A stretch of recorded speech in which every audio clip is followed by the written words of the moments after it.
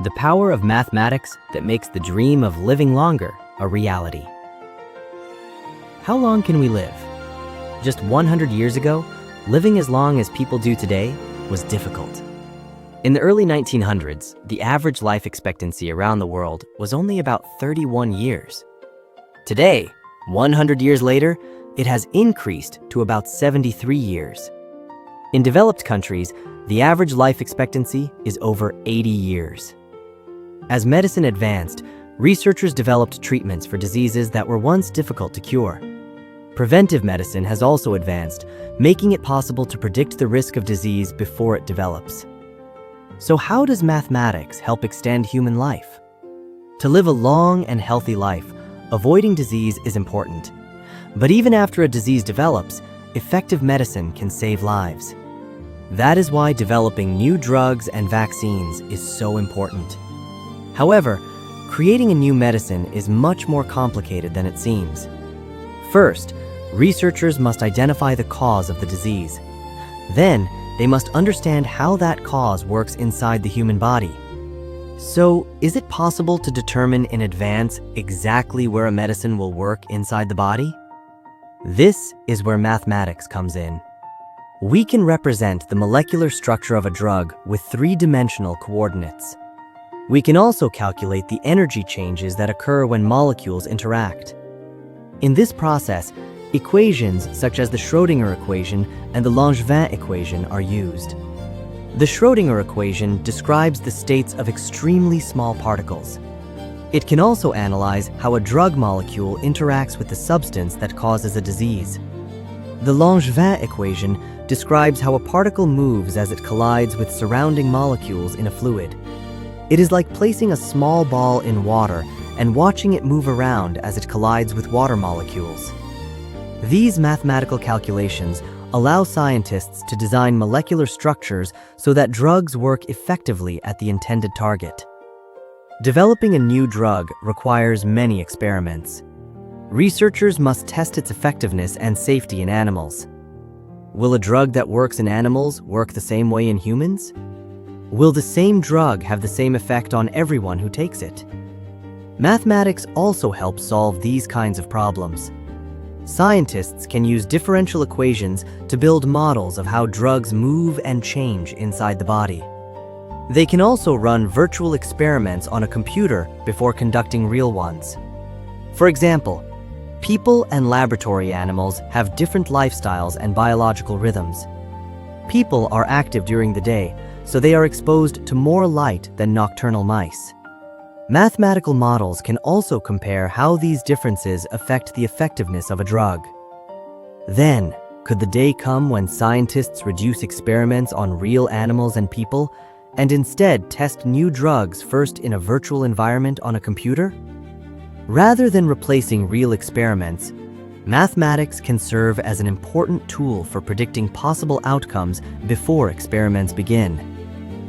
There is something just as important as treating disease. It is finding disease accurately. Early detection makes it possible to begin the right treatment. So how can doctors see inside the body without opening it? This is where medical imaging technology comes in. X-rays can quickly detect fractures or lung diseases. However, X-ray images show the inside of the body as a two-dimensional image because different structures overlap. As a result, it can be difficult to determine exactly where inflammation or cancer cells are located. CT and MRI overcome these limitations. They take many cross-sectional images of the inside of the body and stack them together to create a three-dimensional image. It is like taking pictures of thin slices of bread one by one and then stacking them again to see the whole shape. CT contains some fascinating mathematics. First, X-rays pass through the body. The system then measures how much X-ray each part of the body absorbs. However, taking an image from only one direction cannot reveal the body's internal structure accurately. So X-rays pass through the body repeatedly from many different directions. Each measurement from one direction creates one equation with each part of the human body as an unknown. Measurements from many directions create many equations. Together, they form a system of equations. The computer solves this system of equations and calculates how much X-ray each part of the body absorbed. But this is not the end. The calculated numbers must be turned into images that we can see.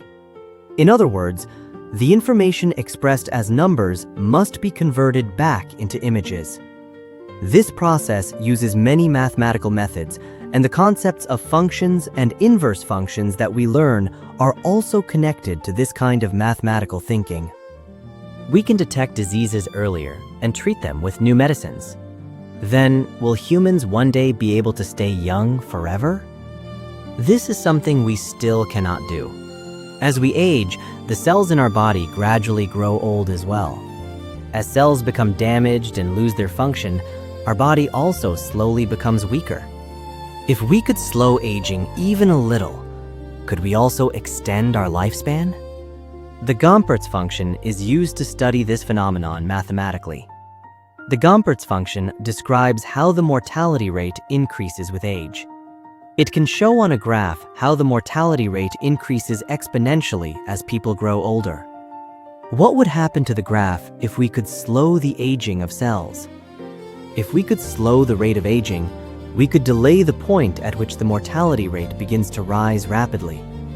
It is like delaying the departure time of a train, pushing the end of life a little farther into the future. Scientists are conducting a wide range of research to extend the lifespan of cells. They study ways to maintain the length of telomeres at the ends of chromosomes. They are also looking for better ways to repair cell damage. Researchers are also working to improve the function of mitochondria, which produce energy for cells. Extending life does not simply mean living longer. Increasing the years of healthy living is even more important. To make that goal a reality, life science, medicine, computer science, and mathematics are all working together. The equations and functions learned today may one day help treat diseases, extend human lifespan, and create healthier lives. How far will mathematics be able to extend the human lifespan in the future?